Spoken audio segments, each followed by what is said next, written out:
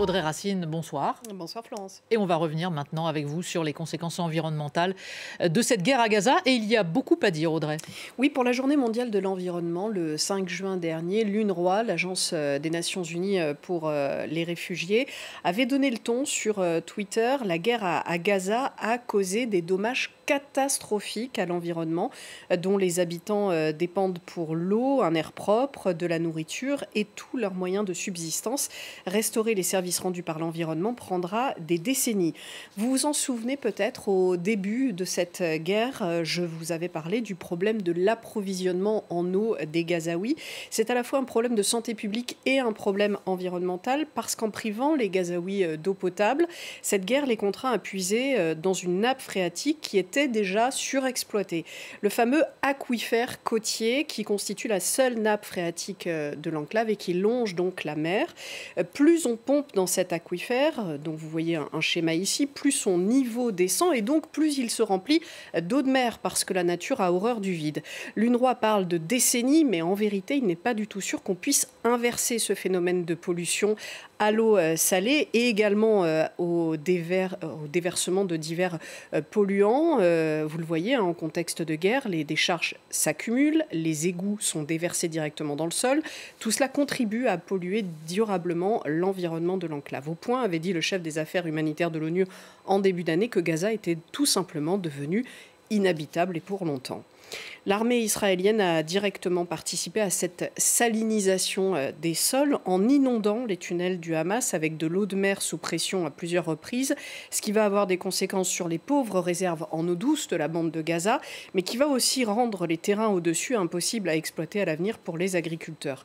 À cette pollution de l'eau et des sols, il faut ajouter les millions de tonnes de gravats, résultat des bombardements israéliens, des ruines d'où émanent des centaines de milliers de tonnes d'amiante, de métaux lourds, etc. On imagine bien les conséquences sur la santé des Gazaouis, avec un risque accru de cancer.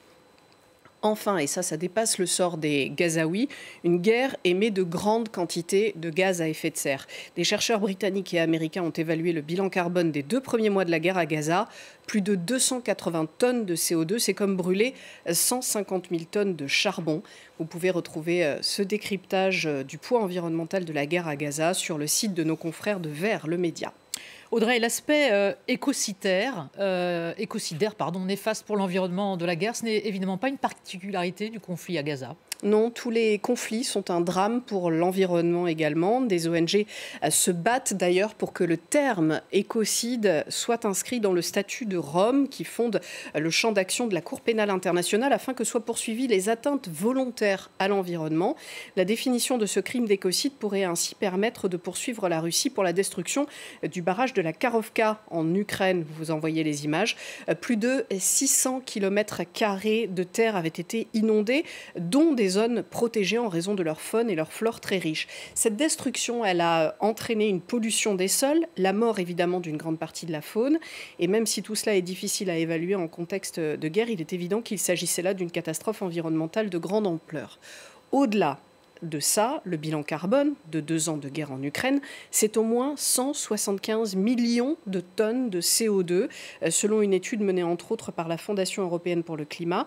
Ces émissions, elles viennent aussi bien de la guerre en elle-même, vous le voyez, que du détournement des avions de ligne qui ne peuvent plus survoler l'Ukraine, du déplacement des populations civiles ou du coût de la reconstruction à venir. On a parlé de ces 2 conflits, mais je voudrais terminer sur un constat plus global. Des chercheurs britanniques avaient évalué en 2022 des émissions de tout le secteur militaire mondial. Ils donnent une fourchette large parce qu'il y a peu d'informations sur le sujet, mais c'est entre 1600 et 3500 millions de tonnes de CO2, soit entre 3,3 et 7% des émissions mondiales totales de gaz à effet de serre. Même si on prend la fourchette basse, c'est absolument énorme. Un argument de plus pour la paix, Florence. Merci Audrey Racine pour toutes ces informations.